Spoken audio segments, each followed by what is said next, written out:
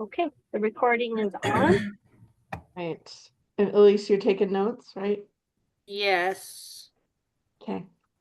All right. It is 5:02, and I'm calling to order the Northpoint Charter School Governance Council on Wednesday, June 18th. Could I get a roll call, please?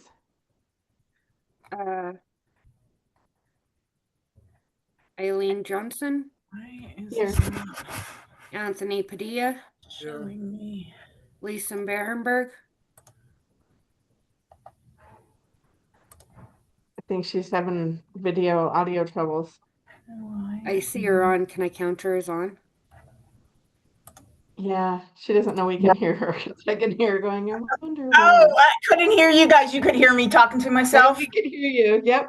Oh, okay. Sorry. I'm still trying to work my video. No worries. You're here though. We're taking roll call. So Okay. here. Elise Hodges, here. Deborah Jimson. Here. All right. Wonderful. Will you all join me in the Pledge of Allegiance, please? I pledge allegiance to the flag of the United States of America, and to the republic for which it stands, one nation, under God, indivisible, with liberty and justice for all. All right. Did anyone have any agenda changes they wanted to make? All right. Not hearing any, could I have a motion to adopt the agenda as presented? This is Deborah Jensen. I'll make a motion to adopt the agenda as presented. Thank you. And a second? Second the motion. All right. And a roll call? I am trying, guys. Eileen worries. Johnson, Hi. Debbie Jensen, Aye. Lisa Berenberg, Aye. Anthony Padilla, Aye. Elise Hodges, aye. Thank you. And I don't see any members of the public present, but we are seeking stakeholder input for the 2025 lease assistance application. So without seeing any, we'll move on. Did anyone have any changes they wanted to make to the minutes from the May 21st meeting or to the finance check register and bank reconciliation? All right, hearing none, could I have a motion to approve the consent agenda as presented? This is Anthony. I make a motion to approve the consent agenda as presented. Wonderful. And a second?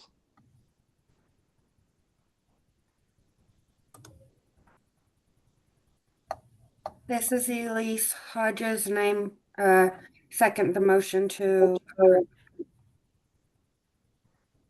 Okay. And a vote? Eileen Johnson, Aye. Anthony Padilla, Aye. Debbie Jensen, Aye. Lisa Berenberg, Aye. Elise Hodges, aye. All right. And then financial management. So we met as a finance committee before the meeting, and it was a really light meeting. Actually, we didn't have very much because we did the blanket bars, so we didn't need to approve any of those. I looked up to see if Medicaid was cut for 2025 and to federally to New Mexico, and it doesn't look like it was. So we're making any changes that we can to reduce the bank account, just in case they would take some, but not drastically cutting, just reasonable things that were already due. And I think that's it. I don't know what I missed. I guess we could do the business manager report, and Sammy will tell you if I missed anything. There wasn't much, like Eileen was saying, we did go through the checklisting. There was nothing out of the ordinary.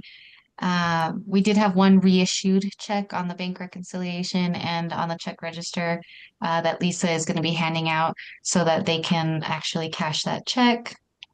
we looked over our graphs and our charts, and everything, is trending similarly to last month.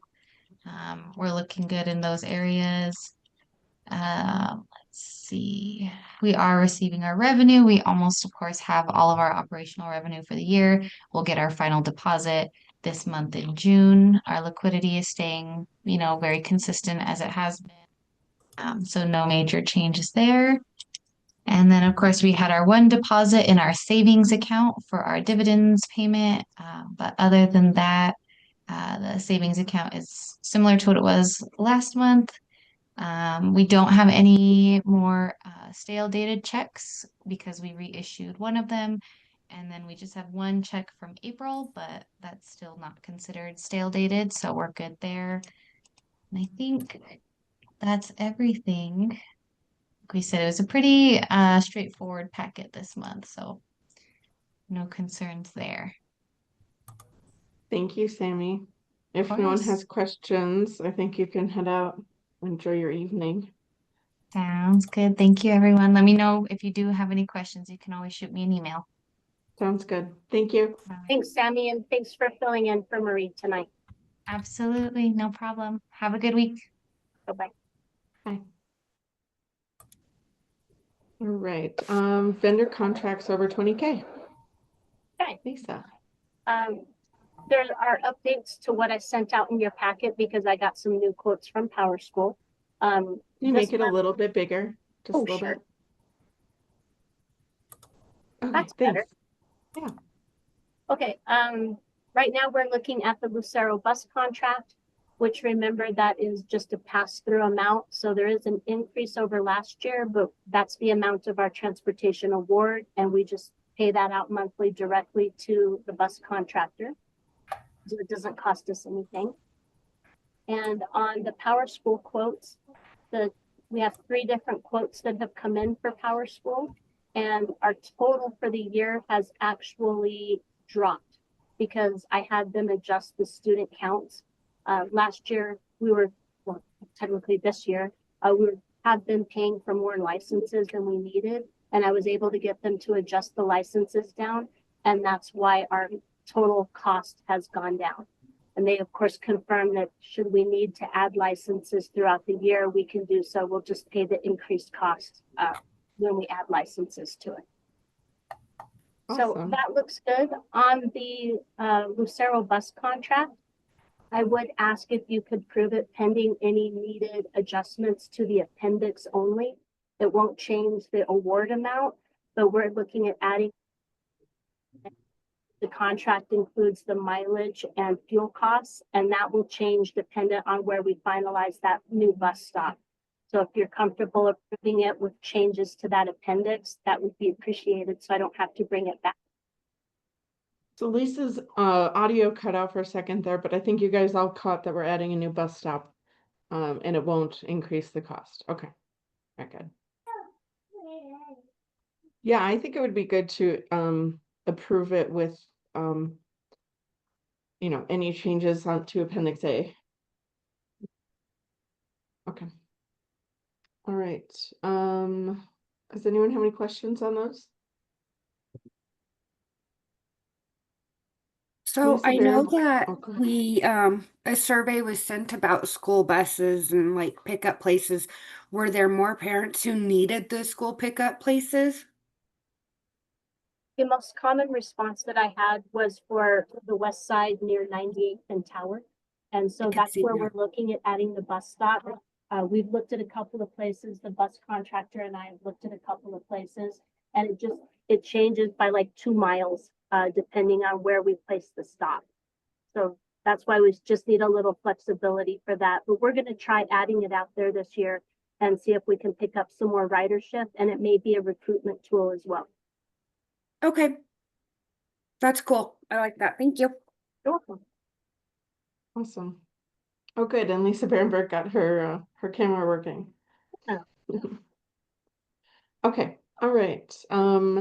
So if I could have a motion to approve the vendor contracts over 20K for Power School and Lucero Bus, authorizing changes to Appendix A on Lucero Bus if needed. This is Deborah Jensen. I'll make a motion to approve the vendor contracts as presented. I forget how we were wording this. Also approving, authorizing changes to the Lucero contract following Appendix A. I don't know how to say that. Good I enough. think that the intent was there. Yep. All right, can I have a second? This is Anthony Padilla. I second the motion. Thank you. And a vote?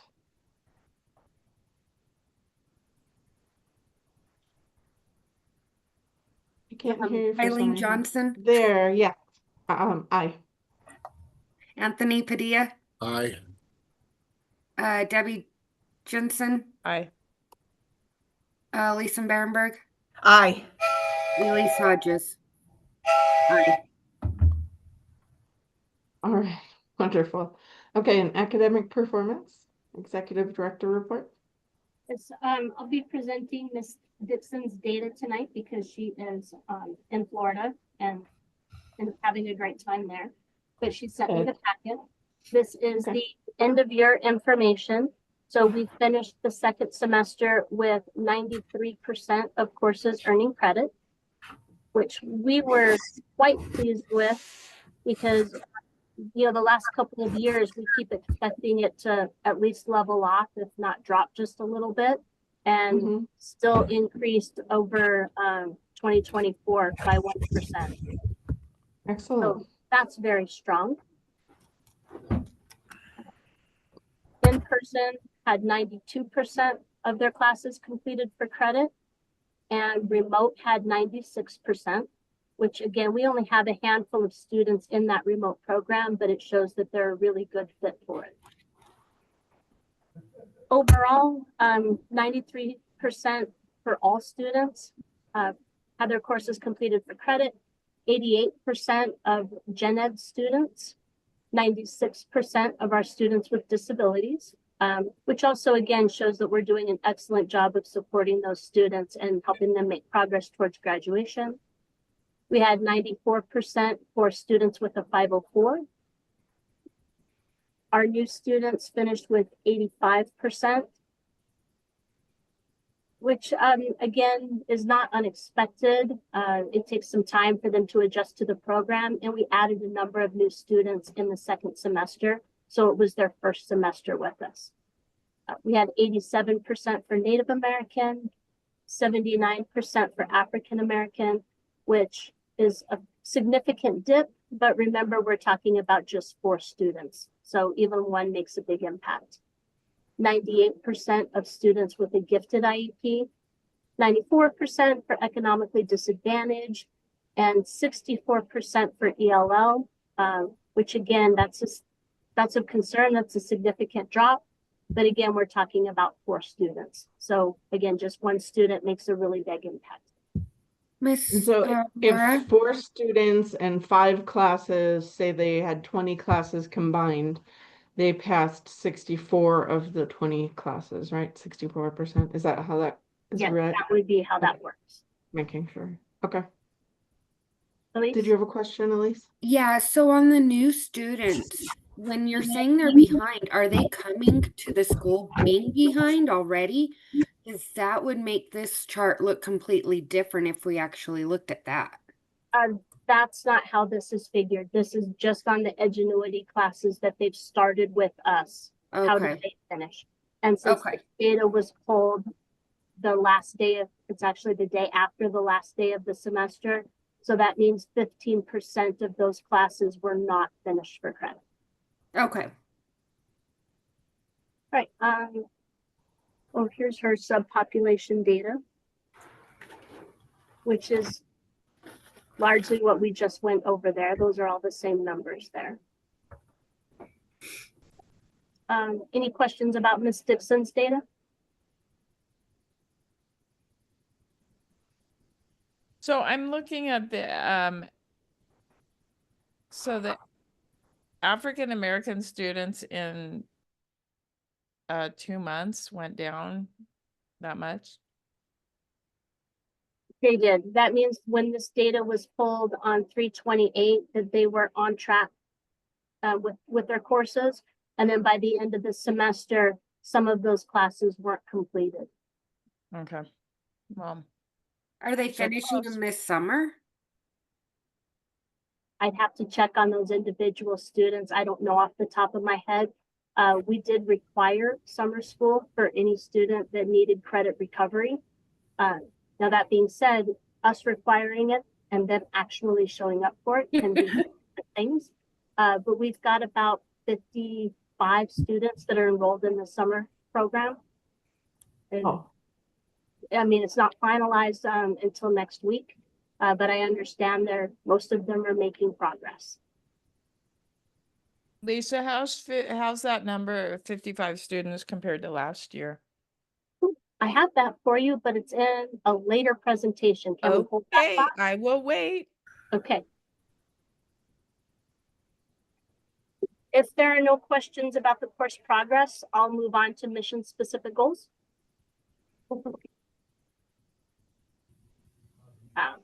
Ms. Dixon also compiles our mission specific goal data. And if you remember when we completed our charter renewal, we changed our mission specific goal we increased the target to make it where instead of needing a C or better, students had to earn an 80%, a B or better, both semesters in order to be considered as having met the goal. And very happily, we did meet the goal. So we scored meets. We scored 72.09% of students overall, met a B or better in both semesters of their career technical education class, which is either a dual credit class at CNM, Smart Lab, or an online career class that they take in Edgenuity. And well, it cuts right in the middle. Here's the meets goal. We needed 60 to 79% of students to score meets. And so we hit it with 72.9. I'd also like to note in here, Ms. Dixon calculated it in the first semester. And at the first semester, we were at 88%. And so we saw quite a drop in the second semester, which reduced our overall number. And hold on, trying not to make you dizzy here. As she looked at it, a big portion of that was attendance based. And so we found a number of students with them only attending Smart Lab once a week. If they miss their Smart Lab day, they're absent for whatever reason, and they don't do the makeup work, that contributed to their drop in grades. And so as we game planned about that, she's going to be much more deliberate during orientation for students that will include an attendance contract that explains, hey, if I am absent, how do I make up the work? And that will have to be signed by parents as well as one of their assignments at the beginning of the semester, which is our action plan to improve the attendance, which we expect will improve their grades overall. So this has been already submitted as required to the Charter Schools Division. Do you have any questions about it? Yeah, why do you think there's such a change in attendance from one semester to the next? Well, I don't have a solid answer for you. I can tell you that some of it is I mean, I know there's not data, but I'm wondering if you have a sense. Are they running out of gas? Are they losing Yes. interest? I mean, what it's yes. We do see more illnesses in the second semester. The weather's colder, and then the allergies kick in March. And so we do tend to see more illness absences in the second semester, which contributes to it. And I expect the rest of it is more burnout. I don't want to come to school today. And while we continue to impress upon parents the need for your child to be at school every day, that it's not always easy. Also in the spring semester, we have some days that we miss school because of mandated testing events.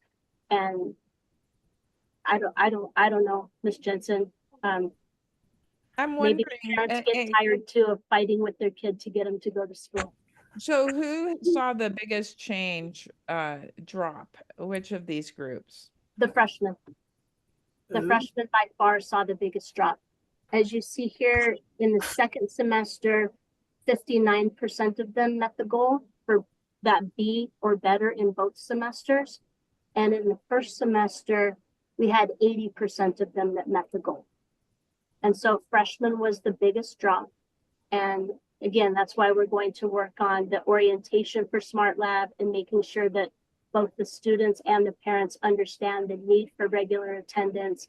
And if they are absent, how they can make up that work to keep their grade higher.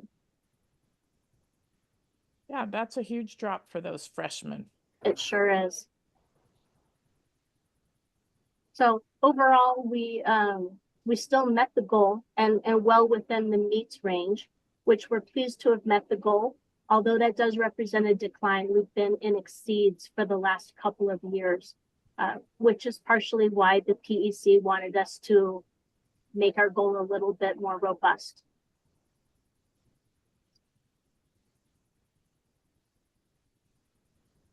Are there any other questions about the mission goals? No? Okay. Let's move on now. Let's do the NWEA. Okay. All right. So NWEA is our short cycle assessment test. That's the one that we give 3 times a year. And under the new performance framework for our charter contract, it's also part of our performance accountability. So for the 24-25 school year, we met participation. You have to have above 95% participation, and we're at 97.8. And for math, we had 95% of the students that met the metric, which means that they score either proficient or advanced, or they meet their growth goal between any of the testing windows. So Wow, that's fantastic. thank you, it is. Yeah. That can be from fall to winter, from winter to spring, or from fall to spring, that they met their growth goal there, or they score proficient or advanced on any of those tests is how the template that everyone uses is designed. So we scored really high there, and that would be for 1A2 in the performance framework, which we should score exceeds for that category. And then for 1B2, they look at your subgroup populations. And let me make that a little bit bigger. There we go. The subgroup populations, they have to have 20 students or more to be considered in the count. If it's less than 20 students, then they will not include it. And so that's what these no's are for here, is that there's fewer than 20 students in the group.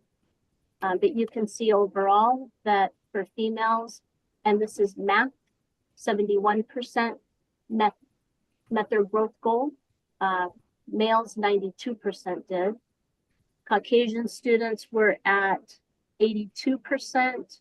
Hispanic students at 76%. Low income at 81, almost 82. Students with disabilities at 86%. And then for reading, we have females at 79, males at 91, Caucasian at 87, Hispanic at 96, 78% economically disadvantaged, and 82% students with disabilities. So the way this is calculated is here. And these are just screenshots right out of the template that we have to submit. And so for math, there were 6, for both math and reading, there are 6 subgroups that have more than 20 students. And so of those 6, how many of them had at least 70% successful students? And we had all 6 subgroups that were at least 70% successful. So, oh, I didn't copy the other one. That puts us in a rating where it would score exceeds. We're very proud of that. I will also share that I met with the Charter Schools Division on Monday. They made some updates to the template. And this template for NWEA is used by any school that elected to use option 2 in the performance framework and uses NWEA. There are about 15 schools that it affects. And they've made some updates to the template based on NWEA guidance where they're increasing the target. And when I put this same data into the new template, it was pretty impactful to our scores. In 1A, we dropped to meets from exceeds. And in 1B2, we actually dropped to working to meet. We had 5 subgroups of the 6 that scored in the 60% category.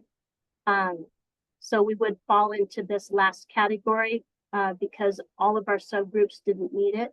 And that dropped us into working to meet. As I looked at the math, it was by one student. One student had they scored, because it was 59.6%. And one more student, we would have been into the meets category. This is not in effect for the 24-25 school year. So what I'm showing you is what's being reported. But know that next year we'll have to report under the new targets. And while it's next year, we don't know yet what will happen. If there is a decline though, at least know that it's possible that the decline is due to the increased target, not due to declined performance. Let's keep going then. This is for math. And this shows throughout the year how many students scored in the beginning steps, nearing proficient, proficient, or advanced. And the BLY is beginning of year, middle of year, or end of year test. And so overall, 51% of our students scored in the proficient or advanced category on their best test. And we look at their best test rather than their final test, because remember, this is one test on one day. Everybody has an off testing day. And so it's not uncommon for us to see a student maybe score better in the winter and then score lower than they had in the winter on the spring. And it doesn't necessarily mean that the student is doing poorly. Maybe they're tired. Maybe they were a good guesser in the winter test. I mean, there are a lot of factors to consider, but that's why we look at their best test overall rather than just one in particular. I like to see the nearing proficient go up so steadily though. That's nice. Yes, and the beginning steps went down quite a bit from the beginning of your test to the next test. And so the goal here is to move students from the left to the right. This is for math. And let's come down here and look at reading. And for reading, real quick, before we go to reading, could we do like a math buddy system? can you explain what you mean by that? Yeah, so maybe there's somebody who's really, really good in math, right? So I'm just going to use my kids. So maybe Eli is really, really good in math, but Elena isn't. And she's in a grade below him. So he's already taken the classes. Maybe he can help her study during quote unquote school hours to help increase. And I just used my kid's name because it was the easiest. That's an interesting idea. It's actually something that we had talked about previously in the academic committee with using peer tutoring to help students. So that's certainly a possibility. It's just something we haven't gotten off the ground yet. I'm sorry, I didn't know you guys had already discussed that. Well, we No, haven't that's okay. discussed that exactly the way you were saying that, but Danielle was very much in favor of it showed that peer-to-peer tutoring and interaction really had a profound effect. Could you maybe find out for us for the next meeting too, Lisa, how much our kids are actually using varsity tutors for any, or maybe you know it, but I can tell you the on-demand tutoring saw more sporadic action when it was first launched, but consistent action through the varsity tutors. It's been heavily utilized by one student. There's been a couple that use it occasionally, but we have one student in particular that accesses it frequently and for a good length of time. Like we see 15, 20, 30-minute sessions through that. The high dosage tutoring has been an ongoing struggle. We've had a number of students enrolled in the program throughout the year. We had quite a few that were doing SAT prep, but unfortunately the students that we were really wanting to capture that needed some more remediation help in reading or in math, we struggled with participation. We did open it up midway through the year to a parent request where parents could say, hey, I want my kid to have tutoring. And that way we would put them in contact directly with varsity tutors. And that way the parent could schedule times for that directly with varsity tutors rather than going through us to set up sessions. And I have one student that's using it very faithfully. And I've received tons of positive feedback from that family. They just rave about the program. But we've struggled to get a lot of families to take advantage of it. I am planning to continue with varsity tutors because we still have the CSI grant funding for it. And we're going to roll it out in the fall, again, with parents at registration conferences. We're going to keep it parent assigned and let families know right up front, hey, we can hook you up with a tutor and you can set the schedule and it's all done online. And we're hoping to see participation increase. How would it be? Do you think it would be,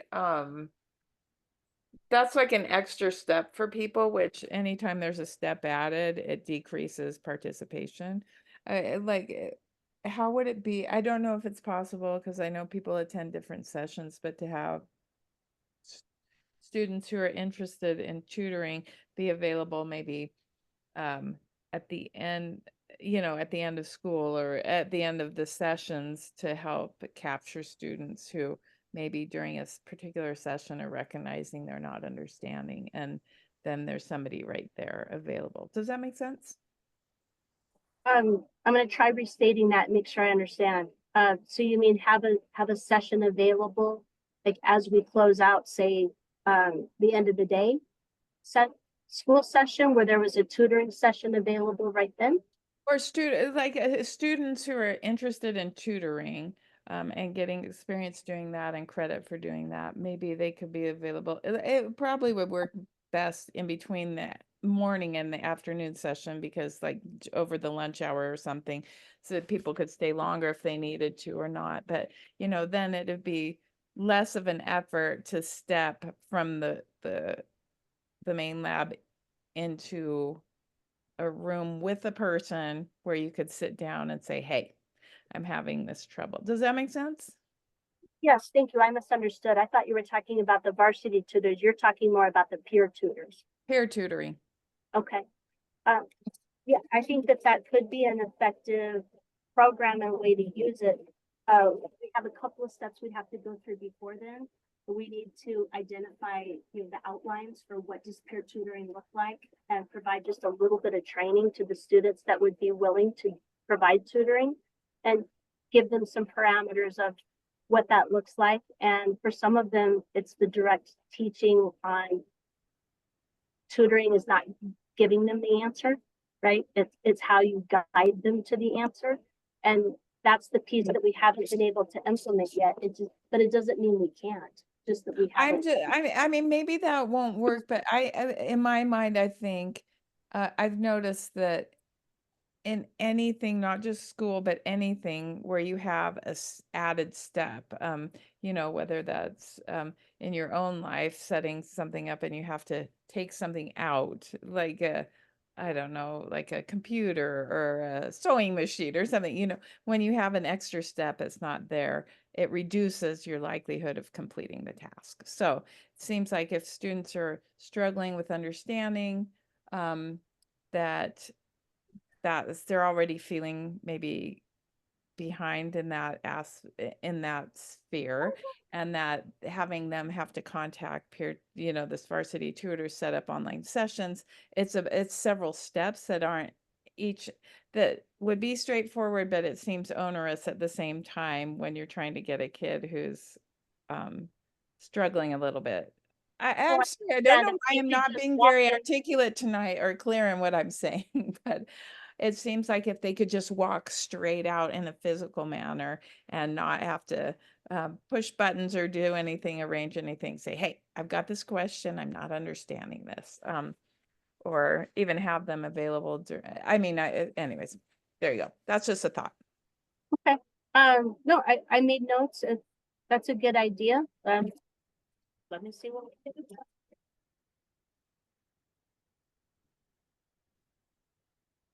Are we okay to move on? So we were at 51% in math, and in reading, we were at 59%. And again, you're seeing a decline in the beginning steps. How many students scored there at the beginning of the year versus the end of the year? Quite a bit went up in advanced, and the others, it's typical to see it do this. All right. Let's also talk about our graduation rates. I know I mentioned last time, but I didn't have fancy drafts for you. The 2025 rates, which are actually the 2024 cohort. So this is for last year in 2024. Our graduation rate declined from 71.9 in 2023 to 62.16 in 2024. And I may have mentioned this last month. Of course, we never want to see that decline. As I looked through the graduation outcome list, we had 3 fifth-year seniors that did graduate this year in 2025. Had those 3 graduated on time with their cohort last year, it would have put our graduation rate at 71%. It was 71 point something, which is keeping right on track with it. So while that's unfortunate that we dropped, it underscores the importance of having families understand, hey, your kid needs to finish on time. One failed class makes a big difference in graduation progress. And so as we continue to move forward with credit recovery manager meetings and communicating with families about the importance of getting credit for every class, we of course hope to see that continue to improve. Now, even though it dropped this year from 71 down to the 62, I've done the math 100 times, and I do expect us to exit our CSI designation. Where I know what the cutoff is, and we're above the cutoff, and so I expect us to exit designation when they recalculate that in October. Do see a rise in the 5-year cohort for 2023. And which of course makes sense because in the 4-year for 2023, it was 71.9. And as more of them finish, you do expect to see it go up each year. Now, more specifically though, this is our current year. Let me drop that just a little bit so you can see the whole chart. This is our students, what we had this year. And so for our cohort 2024, that means they were 5th-year seniors this year. We had 3 of them enrolled and all 3 of them graduated. So those are the 3 that I mentioned. Now for our 2025 cohort, that's students that are expected to graduate this year in 2025, we had 32 total, 30 of them graduated, which gave us a 94% rate for our enrolled students this year. Now, please remember that that won't translate to a 94% graduation rate next year because it's counting every student that was enrolled at any point over the last 4 years. So if they're totally on track when they leave here and they transfer to another school and they fall apart and they don't graduate, we own part of the fact that they didn't graduate. And the reverse is true. If they're behind when they come to us and we get them caught up and they graduate, then that's great. We get credit for it. Even you get counted for every little piece of it. So for our 2026 cohort, that's next year seniors, they were juniors this year. 93% of them are on track to graduate. Our 2027 cohort, that's this year's sophomores, next year's juniors. We saw quite a drop from October. After the close of the first semester, we saw quite a drop. So we've got 9 students that are behind right now. 9 of our sophomores didn't pass some classes and they're behind. Ms. Dixon will calculate this again in the fall. So any classes that they're taking for credit recovery over the summer will be included when we revisit this in the fall. But as of right now, that's where we are. And then for freshmen this year, next year sophomores, 86% of them are on track to graduate. So we had 4 students that failed a class, putting them behind. Do you know what percentage of of each class or each cohort is in summer school this year? Do you know? I don't know that. Okay. But overall, when we look at this, we're concerned about this and are, of course, have kids in credit recovery, and we'll revisit that when we have final numbers. But overall, this still looks pretty good. That 2026 cohort is a big class. I mean, compared It to the is. others. Yeah. Yes, it is. And so we have a really large senior class next year. I know that's my baby's class. Mine too. I'm going to be bawling at that one, just so you know. That's okay. We'll pull that. Okay, any questions about the graduation outcomes? Nope. Okay. Moving on. Oh, that's the end of that. Okay. Recruitment. Hold on, I need my other paper.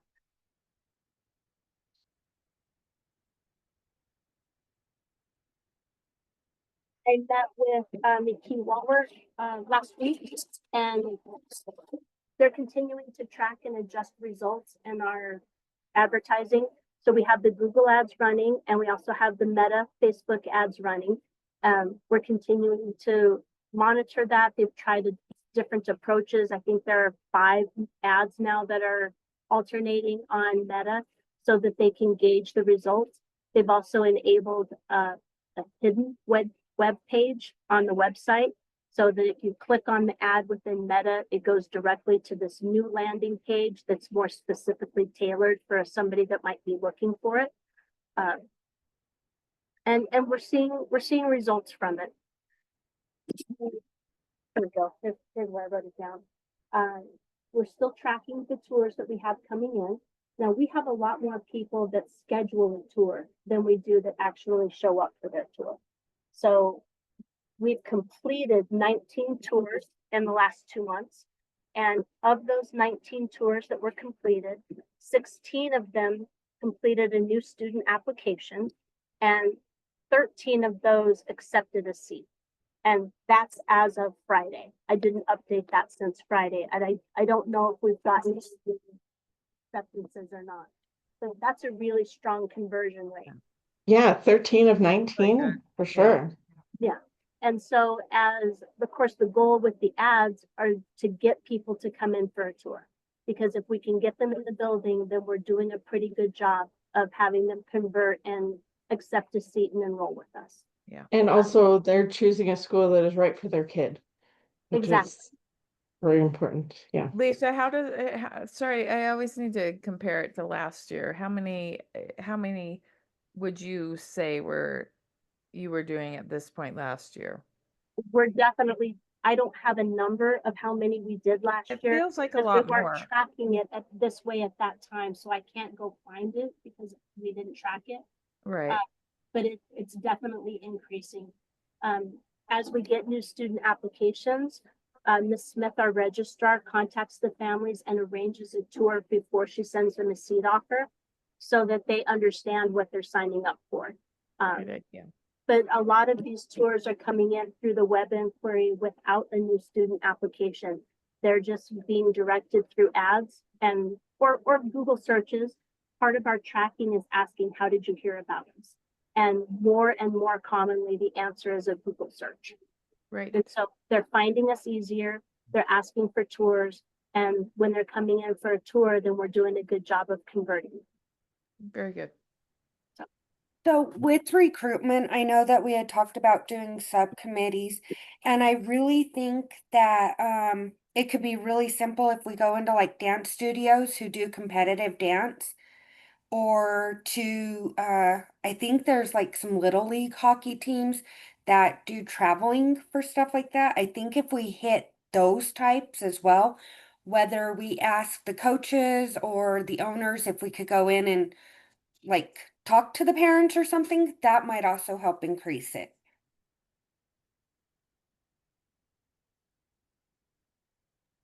I mean, baseball too then, right? But Baseball, soccer. I like the dance and the hockey because they aren't necessarily sports that schools offer. And so it wouldn't, like you couldn't just go tell baseball kids, hey, come to our school because we don't actually have a baseball team. And so it's not as enticing unless they're playing club. But hockey, yeah, and dance definitely, it is something that, yeah, it's a recreational activity that you do out of school. And so it wouldn't matter to them that we don't actually offer dance or hockey. So I like that. Well, and because a lot of times they're traveling, they need that flexibility. Um, Yeah. so yeah, that's where I really think we should go and hit and see if the owners will let us like do quote unquote like you, Miss Moore, not me. Like you do like a presentation to the parents. Yeah, or send a flyer home, Yeah, or even anything. if they would accept flyers that they could send home with their teams that said, hey, come and learn about us. You need flexible scheduling for your travel team. This might be a place that would work for you. That's a good idea. Yeah, that's a Or really good even putting idea. up a flyer in the lobby of those, the dance or gymnastics or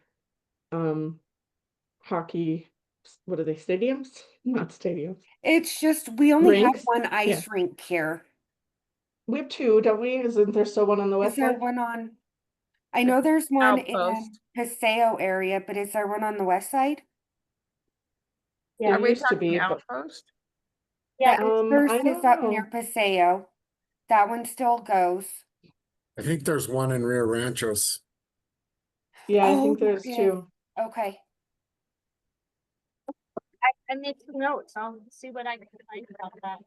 Because that's a pretty simple outreach to do. Yeah, McDermott Athletic Center. That McKee designed for us. And so we could get those into the hands of people or potentially set up a presentation for their families. I'll look into that. You know, another one that we could try and hit is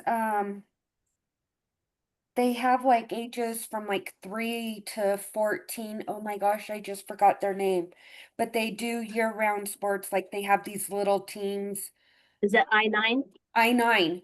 What if we partner with I-9 and say, hey, when you're giving out pictures that parents have ordered, can you also give them this flyer?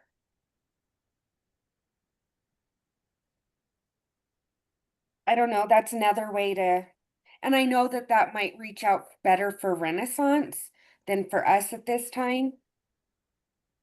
Well, potentially, but also remember Renaissance ideally would be a feeder school for us where we get more and more of the eighth graders. So I Right. Yeah, find shared advertising with them. and that's kind of where my thought process was, because if they like Renaissance, then they don't want to change schools. Mhm. So Okay, good. Thank you. Thank you for the idea.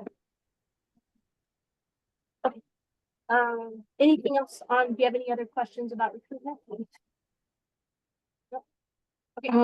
Okay, School business, is that where you normally tell us how many kids? Okay. I actually don't have an enrollment count for you right now because we're in the middle of registration.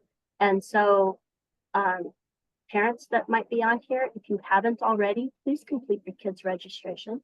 I just did yesterday. Thank you. Don't make us call you. But we're in the middle of that right now. Registration packets have gone out. And this week, Miss Rose started calling families that haven't completed it yet. They actually have until July before we say it's due, but we find that the phone calls help them complete it a little quicker. And so we're working through that. So I don't have a number for you because it's just in process. It wouldn't be an accurate number. Well, and I liked that it was due July 16th, but she called me on June 16th and I was like, what's the date? And I was like, oh my God, I got to do this right now because it didn't register with me that it was July. And so I was like, I got to do this today or whatever did that was. Yeah. They sent my husband the email, so I never got it. So he never did it. I get a phone call and I'm like, I didn't get it. So they sent it to me and I got it done that day. Thank you. Well, anyway, so that's in process now. So for school business, I had written my report to report that we were fully staffed, and then yesterday I had a teacher resign. So he just had an opportunity to work from home, and so he's moving on to a new school. It was nothing personal, but everyone else's contract is signed. So we are fully staffed except for that new math teacher. And I've already posted the job. So if you know any math teachers, please send them my way. There was one that taught 8th grade. He was only there for a year, but he was amazing. Anyway, and that was when Eli was 8th grade there. Anyway, you can look up who that was. Hmm. I don't remember a male math teacher. I think, yeah, I think it was his 8th grade. I'll ask Eli what his name was because he was amazing. Okay. If you know someone, please send them my way, or send, if I can find that, I'd be happy to look at it. But I don't recall a male math teacher. Doesn't mean there wasn't one. I just don't recall it. But everyone else has already signed their contract and we're good. We've hired a new special education director, and because our previous one is moving out of the city, and we hired a replacement special education EA because this year's special education EA finished her teaching license and will be teaching with us next year. So we're very glad about that. Other school business, the parking lot resurfacing project is scheduled the week of June 30th. The school is actually closed that week anyway, and so it's a good time to have the parking lot redone. But just remember, if you have any business at the school, you don't want to come that week because they're working on the parking lot. Well, you'll be closed anyway. So yeah. And I did get the official communication on the spring legislative capital outlay award. I don't have the award letter yet, but I got all the other information that it's final. So we received $125,000 in capital outlay earmarked for an intercom system and then potential security or HVAC upgrades. I already have a couple of quotes for an intercom. I'm very excited to get something like that installed because we currently use our phone system for that. And we find that there are times people miss the communication because for a variety of reasons, the phone didn't get hung up properly, or someone's using it, or they've accidentally hit the headset. And that becomes a safety concern because if we're sending out a communication that we need everyone to hear, there could be an emergency. And so having an official intercom system with speakers that are hardwired installed, I think is a really good move for the school. So I can't start that until we receive the official award letter, which will be sometime this fall. And that's all I have. Do you have any questions? Okay. Let me put the agenda back up for you, Ms. Johnson. Thank you. Looks like we're on governance. Charter conditions of renewal compliance. Last month, I shared the draft documents with you because I had to already submit them. And so there were some changes, which I sent out in your packet, but this is the completed document. As we go through it, it's basically just talks about a lot of the things we've already spoken about. We did have growth in ELA on the SAT. We had growth in math, and it notes that our graduation rate decreased this year over last year. However, it still shows growth above the baseline. And then it details all the specific action steps that we've taken to improve reading, math, and our graduation rate, which includes varsity tutors. It includes support classes for math and for English, changing from online math assessments to the paper math assessments, requiring students to engage more with the material. Varsity tutors, I don't know if I already said that. The new interventions that we added in reading and math this year through MyPath. And then, of course, our ongoing professional learning communities for staff, where we dig deeply into each student and what they may need. And then for graduation rates, it includes our sponsored teacher system, next step plans, the potential failure letters that go out mid-semester to alert families that your kid's at risk of failing. Then the credit recovery managers that are requiring students and their families to meet if they get a failure letter, to create a plan, and hopefully we can correct it before they're in credit recovery. The idea is to act while they still have time to fix it. And then for the credit recovery managers, the first semester, 75% of the classes that were identified as at risk, 75% of those classes did receive credit in the first semester. And in the second semester, that went up to 76% of the at-risk classes actually received credit. We continue to track our course progress data. And then Ms. Jensen, you had asked about summer school. So last year at FY24, we had 61 students enrolled in 83 classes, and 89% of those classes were completed for credit last summer. That includes the non-credit classes was 11%. It was 9 classes taken by 6 students. And that includes 4 classes of students who were dropped for non-attendance. June had, as of 6/4, when I wrote this, there were 55 students enrolled in the summer program this year. So once it's completed, I'll have data to present for you on how successful it was this year. The second condition is professional development. And so this details what we added in professional development. Of course, we did the data coaching, which we look at their NWEA scores. And some of the work that we've done there is to identify what are called bubble kids. It's kids that are in that nearing proficient category, and how do we get them up into proficient? That's part of it. And we've also started identifying the expected score that they need on NWEA in order to score proficient on the SAT when they take the SAT.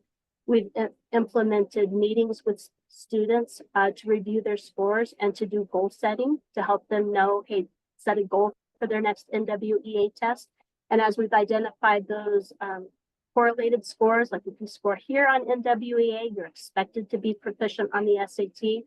We're going to be creating some signage and posters and things that we can advertise and hopefully help kids buy into what they need to do. So that's part of the professional development. We've also had some gifted PD planned for next year. The plan was approved in March. And so we'll be doing some gifted PD for next year. We had content-specific professional development in the new intervention system. And then we also offer ongoing PD throughout the year based on teacher selection. If they feel like they'd like PD in a particular area, they can ask for it. We have budget set aside for it, and I always make time for them to attend that. As well, we had full staff PD in adolescent neuroscience from Ms. Parker and in the trauma-informed classroom. Other PD included ELL support, special education, gifted education, Naviance work, a variety of different topics. And that's the final condition compliance score. Any questions about that? So many things. So many. That's I was awesome. gonna say, that's a lot. Yeah. Mhm. Well, we did take the conditions seriously, you know, and we've been working really hard to address them. So I do have to go to the PEC meeting on the 27th of this month to present this data to them. And so I believe I included in your packet the actual presentation that I have prepared. Did I put that in the packet? Okay, thank you, Lisa. I couldn't actually remember at the moment. I'm happy to walk through it now, but if you've already reviewed it, we don't have to. Do you want anyone to go with you to the PEC? Anyone is welcome to attend. If you would like to come with me, any board member is certainly welcome.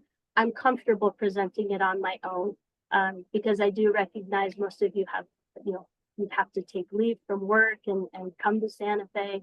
So if you'd like to and have the opportunity to, please let me know and you're welcome to come with me. But it's not required and I'm comfortable without it. What would their expectation be? Do you think they would like? They have to have someone from the school there to present. So I know, but do you think it would look better if we have more than one person? based on my experience last year when I went up there, I would tell you it wasn't necessary for a board member to come. It was a very brief presentation. There wasn't a lot of interaction about it. It was, this is how we did, and they said, okay. But that was also presenting baseline data. This is the first full year in the new contract. So it could be more detailed. I honestly don't know what to expect. So I would leave it there. If anybody is dying to come to Santa Fe, please come with me. You'd be welcome to ride with me or just to meet me up there. But I completely understand if you can't. And like I said, I'm okay doing it on my own. So, And what's the date? What's the date of it? it's June 27th. Oh, I'll be in Paris. Sorry, I can't go. Oh, you don't want to skip Oh, Paris? shock. Okay. If anybody else is dying to go to Santa Fe, if you want to just message me, we can work out the details. I will let you know that we're on the agenda, but there's no way of knowing what time they will get to us. There's a lot of other things that happen. And so last year I was in Santa Fe for several hours and sat for probably 3 hours for my 10-minute talk. And then I drove home. You can also attend by Zoom. I'm planning to go in person because I think I can connect better with the PEC members that way. And so I'm going to go in person. But if you would like to attend and don't feel like you can take the time to drive up to Santa Fe, you can also attend via Zoom. I have all the trust in you. Well, I think we should have Lisa come from Paris. Zoom in, will you? Eiffel Tower in the background. Yeah. Yes. I want to be respectful of everyone's time. I'm happy to share this presentation with you, but you can also look through it on your own. Ms. Johnson, what would you like? I think it's in our packet when you went over a large chunk of it. Okay. Does anybody have questions on it? Need anything more from it? Okay. All right, so then we need, do we need a motion to approve the charter conditions or renewal compliance package? No, you approved them last month pending any needed updates because I had to submit it before our next meeting. Got it. Okay. I just provided the changes that I made since last month. Okay. Elise, on this section, will you just say no action was taken, no action was needed? She actually doesn't even need to. It's not marked for discussion or action. It's just part of my report. Oh wait, no, Mine is. Yeah, I apologize. I jumped ahead, didn't I? Yeah, so just, it's easy, just note that no action was taken, no action was needed. Just discussion. Okay, I was on a different page, sorry. If you'd like to, just so we have it, because we've reviewed it, you could go ahead and approve the updated version. It would The hurt final that was already submitted? Okay, yeah. I mean, we gave you approval to submit it, so yeah, okay, yeah, sure. So could I have a motion to approve the charter conditions of renewal compliance packet that was submitted and this is in final form? This is Anthony. I make a motion to approve the charter condition of renewal compliance package with any new revisions as it was submitted. This is Deborah Thank Jensen. you. I'll second that. Thank you. And a vote? Eileen Johnson, Aye. Anthony Padilla, Aye. Debbie Jensen, Aye. Gleason Berenberg, Aye. Elise Hodges, aye. Perfect. All right, student handbook updates, discussion and action. Updates. This is hard to read, but I found it the easiest way to do. This is related to SB 11 that was passed this year on the cell phone policy. We already had a cell phone policy in place, so I've updated it to change it from electronic devices to wireless communication devices. It changed the definition just a little bit based on what was recommended. And then this is really the big changes here. The new rule and the guidance from PED said these are the minimum requirements, which we largely already met. We just had to specifically state that a prohibition against using wireless communication devices during instructional time, unless the teacher says it's okay, or you have a 504 or an IEP that allows it for some reason, or there's an emergency, or for a medical necessity. So those things have been added here. And the other new requirement is for some developmentally appropriate digital citizenship instruction to students annually. And so I've added that piece as well. The rest of the policy is really as it was before, except changing the language there. I added that if we confiscate devices, I've ordered some locked storage boxes. They currently just went into the book room, but I've ordered some lock boxes there where they can be securely locked away rather than just stored away, really for our protection, that we can lock them. And I added this line that repeated violations may result in additional consequences. Move on to the student record FERPA updates. And this is again, just to be compliant. This part is to be compliant. This part I just added that says that students have to be enrolled with their legal name. So if the student is using a different name, we always accommodate their preference and put that on unofficial documents, but their official school records have to be according to what's on their birth certificate.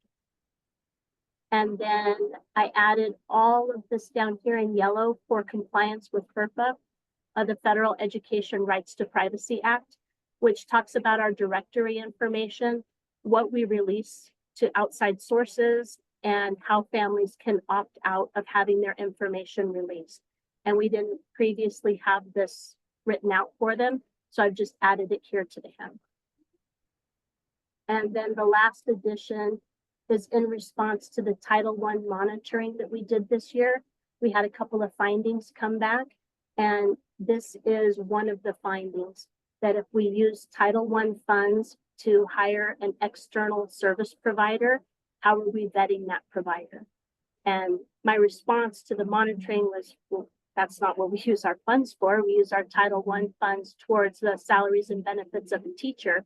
But should we decide to use an external provider, then we'll follow procurement rules and verify experience and evidence-based strategies.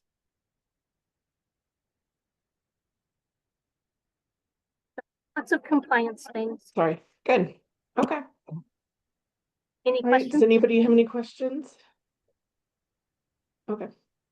Could I have a motion to approve the student handbook updates as presented?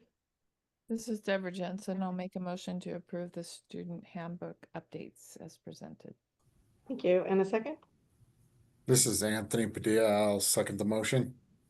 Thank you. And a vote? Eileen Johnson, Aye. Debbie Jensen, Aye. Gleason Berenberg, Aye. Anthony Padilla, Aye. Elise Hodges, aye. Thank you. And then July open meeting and officer elections. I know we could do elections next month for sure. I don't remember the open meeting discussion. What do we need to talk about there? In July, we have our annual annual meeting where we set the meeting date for the coming year, agree on the Open Meetings Act resolution that says we're going to follow the Open Meetings Act, and we'll elect officers for the coming year. So that's the best time to elect officers and to adjust committee membership. According to the bylaws, officers cannot serve more than 2 consecutive terms. Officer terms are 1 year, and you can't serve more than 2 consecutive terms. So we're okay on that right now. Everybody would be able to stay in their current role if they chose to. If someone else is interested in a role. But I wanted to put it on the agenda this month so that you had the opportunity to consider what you would like your involvement to be next year. So we have the officer. If anyone's dying to be president, go for it. You are doing a great job, Eileen. Thanks. It's good. Do we have any more Just kind of prospects? adjusted things. Sorry. Not right now, but we would normally start sending out communications as we get those registrations in and begin the new school year. I'll put it in parent updates. We'll probably talk about it during registration meetings, that if you'd like to be involved, the governing council is a great way to do so. And hopefully we can recruit a couple of new members that way. And Eileen, you're doing an amazing job. I think you should continue. Yeah, And Thank you. Padilla, It is only Anthony, going to be my second year, I think, right? So yeah, I can do it for 1 more year. Yeah. Sounds good. And then Anthony, have fun. I put the committee membership up too, just so you can remember where you are right now. The finance and audit committees are the only ones that are required by statute, and the nominating committee is in your bylaws. These others are ad hoc committees. We don't have to have them. We do currently, but we can consider all of that at next month's meeting. Sounds good. Thank you. All right. Any announcements or member comments? Did anyone do the training? the conference. I did not attend that conference. No. I did see, as we're sitting here, we did get an email about the audit committee. So I guess, Anthony, you'll see that when you go look, there's a conference and you need to attend one of the 2 options. One's on July 25th, and I don't know if I can tell when the other one is. So am I still on audit? I don't know. Are you? And I think you are.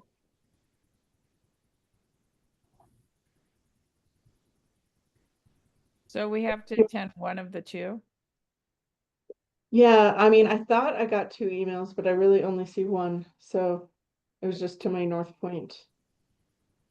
Okay, I must have closed that. I apologize. Was it an email just to me or was it? No, it went to 175 people. It says that you can either attend on June 26th or on July 25th. And it's a Zoom meeting. PED Charter School Entrance Conference. Audit Committee needs to attend this meeting, this one on the June 26th, or the second option. Looks like it's at 2 p.m. on June 26th. It doesn't say Do we have to what time. do we have Just to sign up for it or just let- Zoom in? I don't know. You just Please have to zoom in.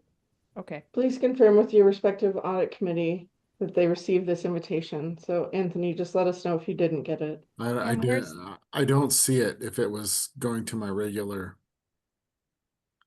to my email. I will forward it email. to, Okay. I have it here, and I will forward it to Anthony and to Debbie. And then Okay. we have a parent on the committee as well, and I'll forward it to Sarah. Okay. Okay. I'll be in attendance at one of them. I know Marie will. You do not have to sign up in advance. You Okay. just have to zoom in and attend. Okay. Looks like it Is was that only one 30 I minutes. need? Sorry. Is it what? Is it one I need for one of the credits for my following years? Nope. Okay. All right, This is I for the have to school's get, annual financial audit, and they'll just talk about what the procedures are in a group format. Okay. I have to do next week's. Is it Okay. next week or whatever? I think it Yeah, said July. Did it say Well, June? it said the invite is for June 26th at 2 p.m. And then it says that you either need to do this one, the one that they sent the invite for, or the second option on July 25th. Yes. So, I have to do meaning that one. he sent the one invite, and if you can go to that one, great, but he hasn't sent, I don't know that he sent the second one yet. Let's hope I remember. I make a note to text No, Debbie. no, it's not your job to remind me, but it's always appreciated. I'm gonna If, forward it to both of you right now. Okay. Thank you. and since we'll only have 2 members present, we don't need to send out anything, That's an correct. announcement. Yeah, Correct. okay. Okay, all right. So I guess if nobody else has anything else, next regular meeting is July 16th. Write that down, ladies. Okay. Anthony, July 16th at 5 p.m. And it's 6:17. We're adjourned. Nice That's job. good.